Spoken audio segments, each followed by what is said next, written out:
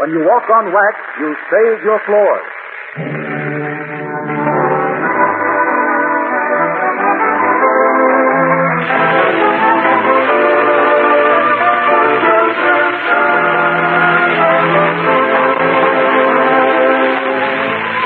The makers of Johnson's Wax bring you the thrilling story, Attorney at Law.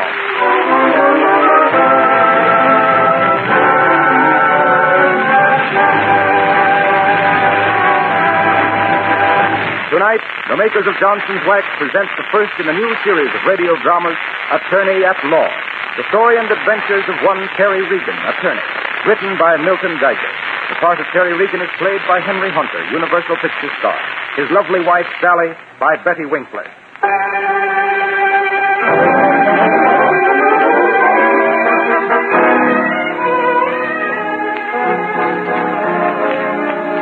And now for the first adventure of Terry Regan, attorney at law. The case of the Asia Express. It is a usual morning in the gay and hectic lives of the Terry Regan. Terry Regan, attorney at law, has stormed mildly into the breakfast room, resenting loftily the cheer of the radio playing in the other room. Sally, please, must everything be so cheerful so early in the morning? Could you find it in your heart to turn off that radio? Ooh, listen to the gentleman grizzly bear at home, or there's music in the lair. Is that better, Tuffy? Music with breakfast is a sign of decay or something, like Rome before it hits the skid. Good morning, Terry. As mornings lately have been going, good morning. Oh, if it wrenches your heart from your manly chest, don't. Oh, well. Any mail?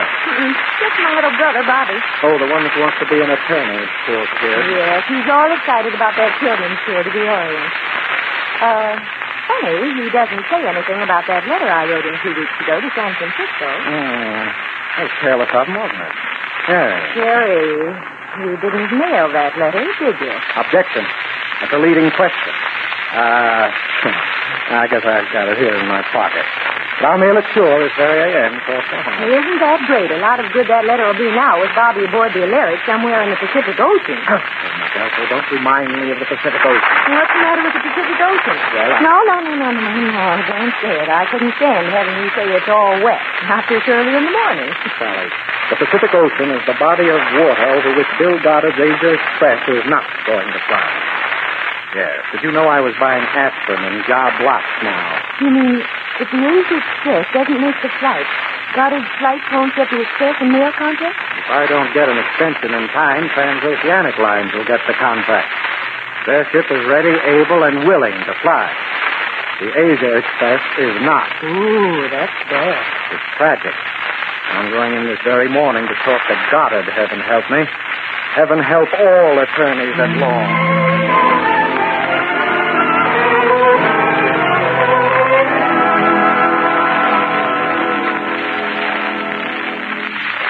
Now, see here, Regan. I retain you as attorney at law for what you're worth to Goddard Flights, and by Jupiter, what are you worth? Mr. Goddard, please understand. All I understand is that in less than 2 weeks, the Asia Express has to make a creditable flight over the Pacific Ocean with mail, passengers, and express, and it's not going to do it. And why?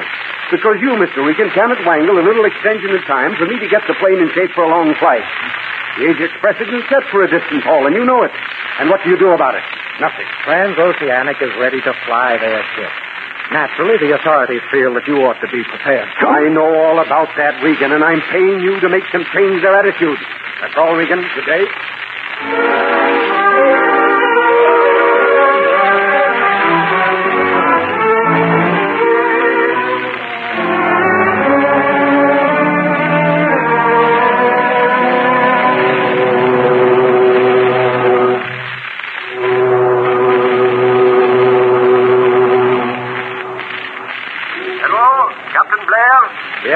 Captain Blair speaking. Chief Engineer Murphy, sir. Our starboard propeller shaft has developed a crack. It may hold out and it may not, sir. Very well, Mr. Murphy. Proceed on the port propeller until this weather abates. Wheelsman will compensate with rudder. Very good, sir.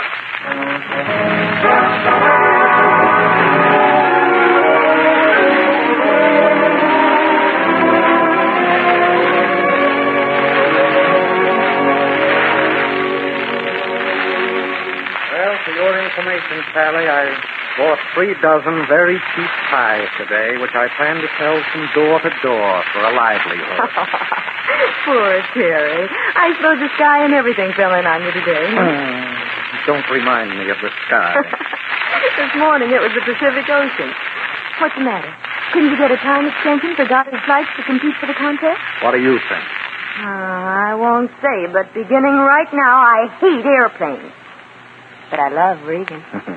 Oh, Sally, you're a nice girl. I like you, too. Thanks. Let there be swing, whatever that is. Turn on the radio, darling. Yes, sir.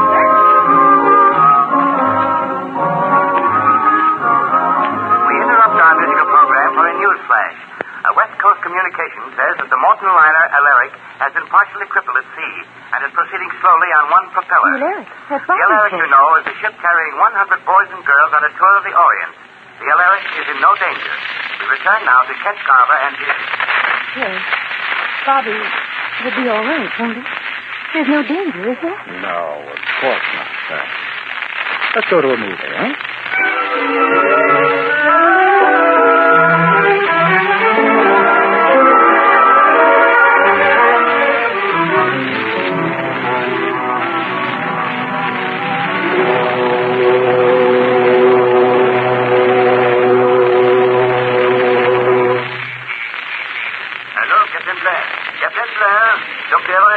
Go ahead, Doctor. Those 2 boys with sore throats. Much more serious than we thought. Diphtheria. Diphtheria? That's unthinkable. You've taken measures, of course, Doctor. I've done what I could. Diphtheria antitoxin aboard is inadequate. It can never cope with an epidemic. We need antitoxin. Very well, Doctor. I'll do all I can. Hello, radio room. Hello, radio. Radio. Radio. Radio. Radio.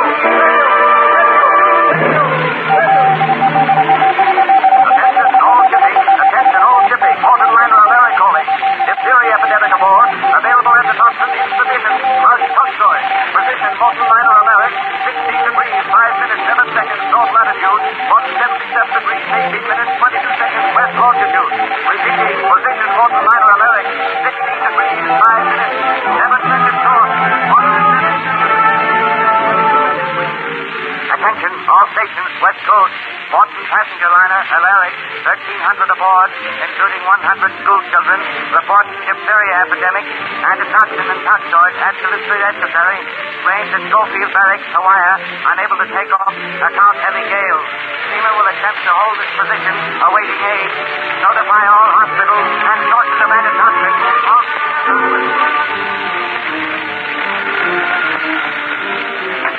Hello? Yes, this is Mercy Hospital. We can only supply a couple of 100,000 units of antitoxin. You see, this isn't quite the season for diphtheria. I don't see 2. That is bad. Very well. Try Yosemite General Hospital. You're more than welcome, I'm sure. Yes, we'll fly it down to San Francisco, but after San Francisco, what?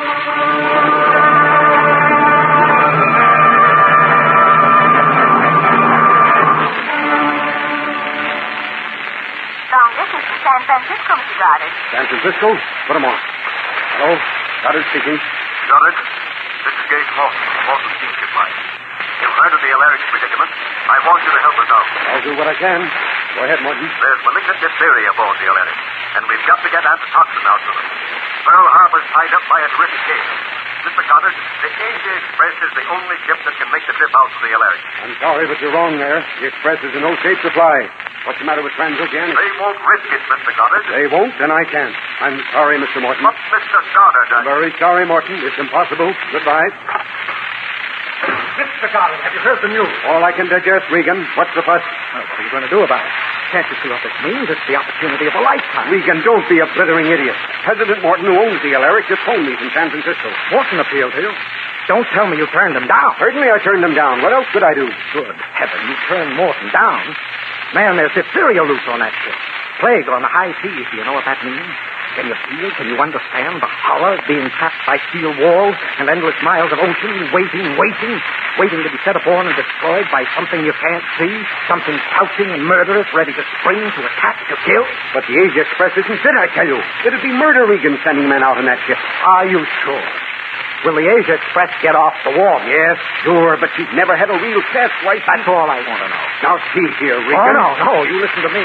You're retaining me as your attorney, and you're going to act on my advice and love it. Look, Does it occur to you the transoceanic plane is ready to fly on a moment's notice? Sure, so why don't they try it then? I'll tell you why. They're too smart to risk the $1 million investment on a wild adventure. They're set. Exactly. They're smug, complacent, well pleased with themselves. Why? Because any time they like, they can fly and win those mail and express contracts hands down. But no matter what happens to you, you can't win because you're too cautious. Suppose then you take a chance. What exactly have you got to lose? Valuable innocent men. A big ship. My reputation. Oh, can't you understand, or won't you? Let's say you're too considerate to risk those pilots in an untested ship, all right. Suppose you gamble then for humanity's sake. For the sake of those poor kids who went out on a lark and are facing horrible, strangling death. Extermination at sea, away from their mothers and fathers. Alone. Goddard, it's a magnificent gamble. And there's no decent man or woman on this earth will blame you if you lose. And if you win... Oh, it's a long chance, Regan. Awfully long. Transoceanic won't try it, and I'm hanged if I can blame them. It's tough, Regan. It's a brutal test for any ship. Lord, I don't want to stand by while those poor people suffer on the Alaric. But, Regan, I tell you, well, who'll fire? Meredith. Meredith cracked his leg in the test job last Very week. well. Latimer. Latimer? Yes, I know. Latimer cracked up in the Singapore Express. But you've got to admit he's a great pilot and an expert navigator. He's not employed at the moment, and we've got to take this chance. There's death aboard the ship. The Alaric is waiting. Well, if I don't do it, you'll punch Regan into me, I suppose, and no witnesses to see it. All right, Regan, you win. The Asia Express is going to fly.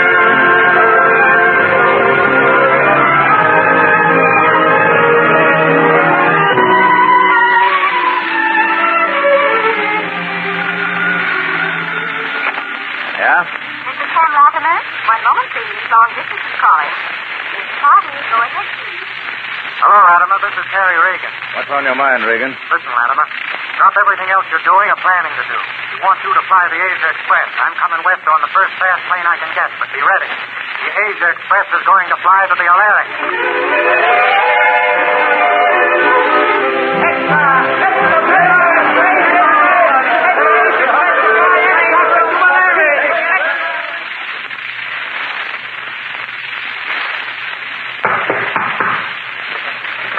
What's the idea, Galt? Don't you wait any more to be asked in? I don't remember. Never mind that, Latimer. This isn't a pink tea. I'm here on business, and it'll do you good to listen to me. Yeah?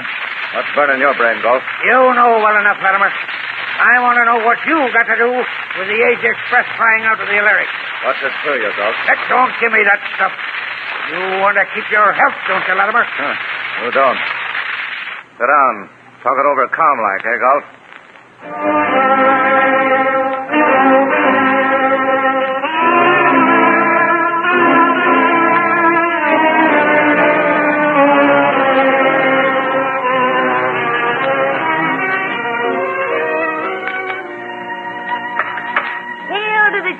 Home so soon, Terry? Yes, I've been suddenly called out of town, Sally. Call to Chase. Where are you going? Can I come too? No. You better stay home and mind the refrigerator or something. I'm going alone this time. Terry, why are you so solemn? Didn't you make the varsity or something? Now, look. I've got to go on a long trip. You be a good girl. I'll be as evil as I can be. Terry, the last I heard over the radio, the Asia Express was going to fly to the Alaric. Yeah, so I understand. And one more thing. Bobby's on the sick list. Oh, that's tough. It's too bad. Someone ought to go to Bobby, Terry. Yeah. I'm going. I thought you were. Happy landings, Columbus. Thanks, Sally. You'll keep your chin up, all right? Chin up and temperature down. Depend on it. What do I get for being a good girl? Saltwater taffy, shiny penny, and this. Mm-hmm. That was good. Much obliged, Regan. Bye-bye, Sally. If anything happens, I've got my rubbers. Goodbye, Regan. Goodbye, Regan. You're a great man, Terry Regan. And mine. It's a secret. So ends the first part of The Case of the Asia Express. the story of Terry Regan, attorney at law. The second part will follow in a moment. But right now, here's a question I'd like to ask all of you men tonight. When you take your family out for a drive in your car, are they proud of its appearance? Does the finish look as shining and spotless as your wife keeps the inside of your house? Or is your car pretty dull and dingy looking? I won't press you for an answer, but if your car happens to be a little on the dull side, then let me remind you that you should buy yourself right away some Johnson's Auto Cleaner and Wax. Keeping your car new-looking with Johnson's Auto Cleaner and Wax is not only a matter of pride, it's also a matter of pocketbook. A Johnson Wax car actually saves you money in two ways, by reducing car washings and by increasing trade-in values. Johnson's Auto Cleaner does a miraculous job of easy cleaning. And Johnson's Auto Wax gives the finish real protection against road dirt, weather, and the destructive ultraviolet rays of the summer sun. So, to please your family and to save yourself some money, buy Johnson's Auto Cleaner and Wax today from your auto supply store, service station, or your regular wax dealer.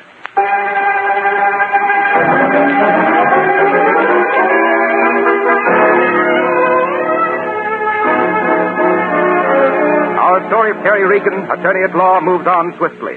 After a streaking flight west in a chartered plane, Terry is ready to embark in a small launch for the Asia Express, looming huge and monstrous out in the darkness of San Francisco Bay. The great ship, 4 engines, idle slowly. On shore, final preparations are in progress as flash lamps light up the scene and police hold back the milling crowd.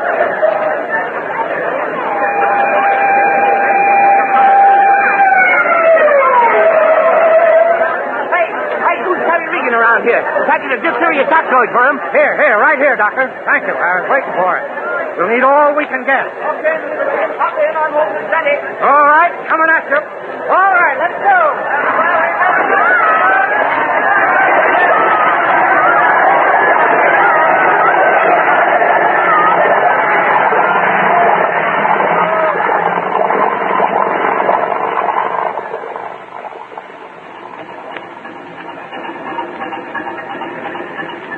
Glad to know you, Mr. Regan. I'm Dean, co-pilot. Mr. Latimer, you navigate and handle the radio. Oh, was this for all the crew? Yeah. We could use a special operator for the radio besides the navigator, but we've got a long ways to go, Regan.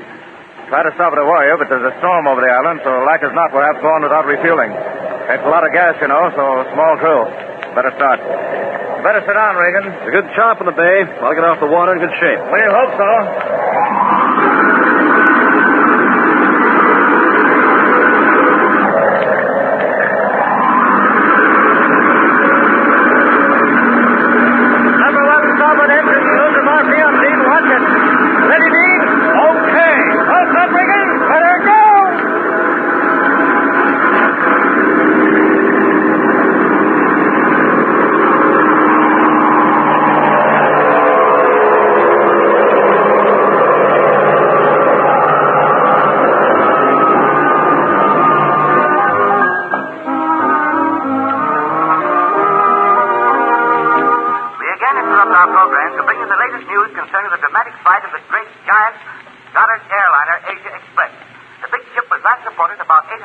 Over the Pacific and functioning well. Some slight anxiety is felt among naval officials because of violent disturbances around the Hawaiian Islands, which prevented all planes at Schofield Barracks from flying to the assistance of the Alaric. More details will be given later.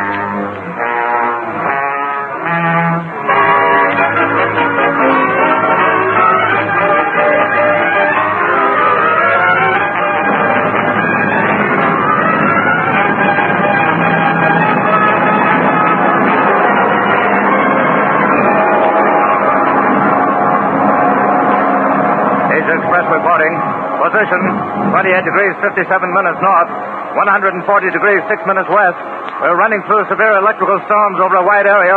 We're trying to rise above the storm now. Our position again, latitude 28 degrees, 57 minutes north, longitude 140 degrees, 6 minutes west. Everything okay, stand by. Latimer, Asia Express. Better take her upstairs from another 1,000, Dean. How does it look, Latimer? She's acting all right for a ship that's never been tuned right, but we've got to find better air than this. And if we don't? If we don't, wouldn't do you no good even if you were a swell swimmer, Regan.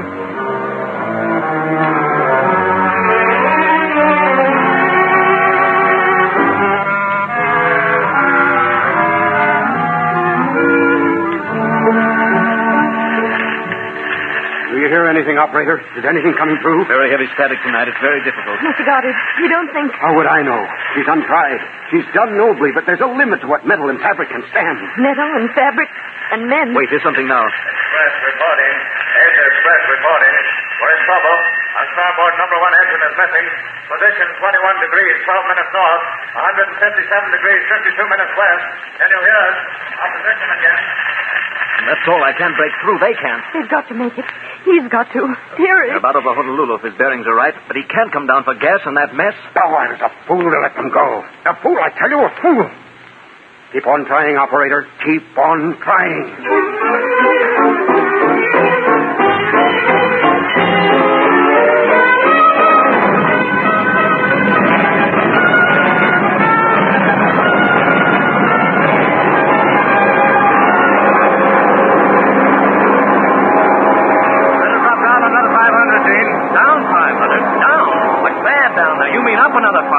Down, didn't I? I'll do as you're told, Dane. Look, Latimer, I don't know anything about it, of course, but how come you radioed we were in trouble? Are we? This isn't an excursion, Regan. I say we're in the spot we are. The engine's okay. You'd watch the fuel pressure and carburetor mixture going on. I'll handle things, Dean. You fly.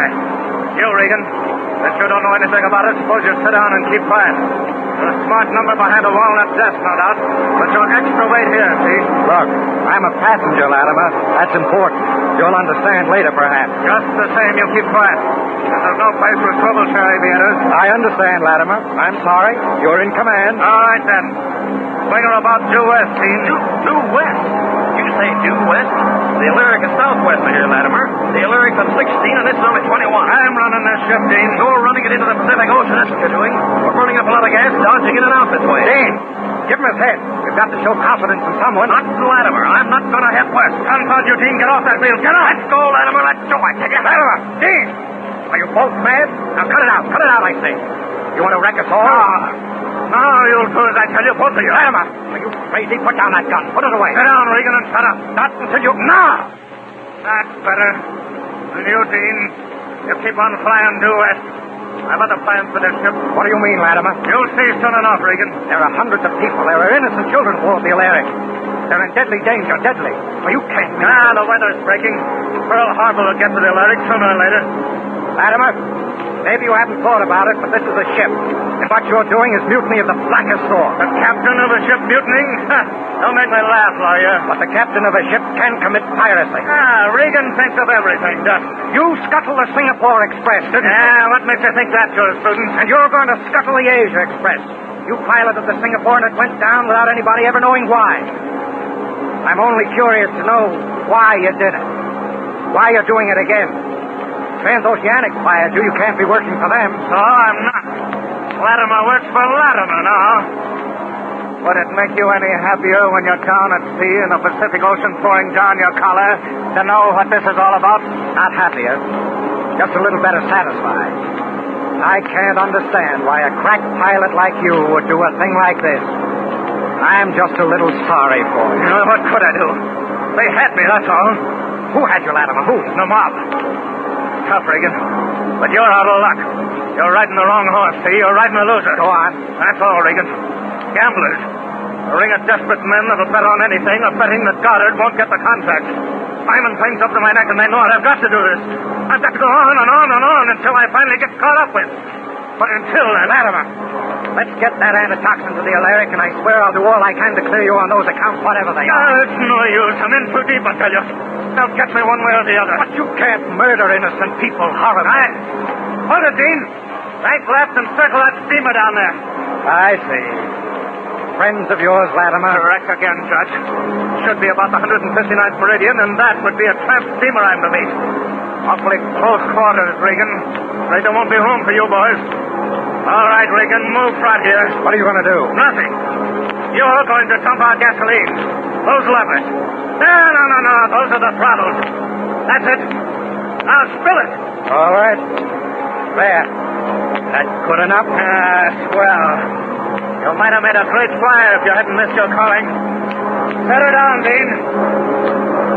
What are you grinning about, Regan? Nothing. Only that's the biggest, fastest tramp steamer I ever saw. With a flock of Navy pursuit planes and fighters all over the deck, that's all. Navy planes? Hey, Dean, Give me the gun and climb fast. You've no gas, Latimer. What can you do? I can climb that lamp. I know it's somewhere around. Got to be. Now, look. Look, this flight is off the record. I'm making one last appeal. You're a pilot. A plane and its passengers are a sacred trust. And those people on the Alert... Shut up. Sit down. I'll take the radio from that boat. That's the, New Concord, I believe, Latimer. Never mind. No tricks, now. Hello, Asia Express. Hello, Asia Express. Where are you, Asia Express? Latimer, Asia Express. Busy with my navigation. Sorry. You're off your course, Asia Express. What is wrong? Resetting course for Alaric at once. Thanks, New Concord. Everything's okay. Thanks. Why did you dump your gas? Are you in trouble? No trouble. Just carrying too much. We'll refuel at the Alaric. Having trouble, Latimer? You need a good legal counsel. Shut up, you. Hello, Express. What is wrong? Suggest you descend and submit to investigation. 3 units have been dispatched. They are armed. Suggest you descend. Mr. Latimer, were you expecting anyone? Because there are 3 gentlemen in airplanes on our tail. Well, confound it, you don't. Wait, okay, you won't hit you. Drop it now. I won't drop it, Latimer. Now. I'll break your wrist. You drop it, I tell you. Well, I guess that just about fixes Mr. Latimer. Dean, I think you'd better descend before those Navy fighters get nasty about the whole thing. Suggest you descend. That triumph in understatement, I call it.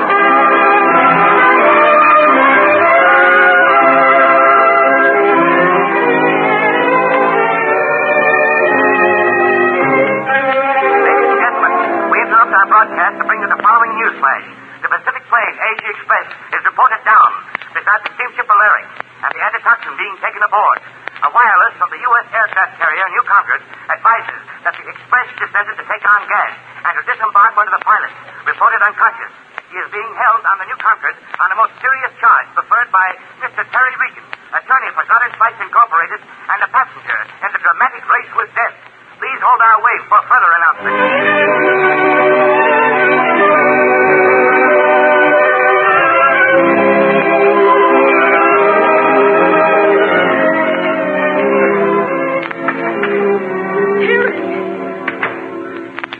Hello, Sally.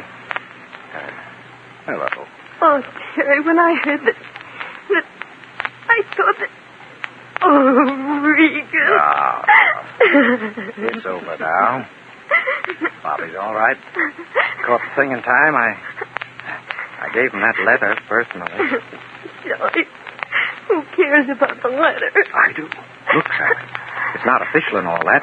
It's not on the books. But I've carried mail on that flight. Huh? I carried that antitoxin, and that's express. And I was a passenger.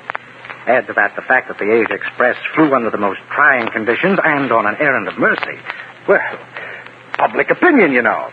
And I think I can sell a bill of goods to the government. Then you might win the contract for Goddard on the strength of that wild flight after all? Do you think you can win the contracts, Regan? Shouldn't wonder at all, Regan. I shouldn't wonder at all.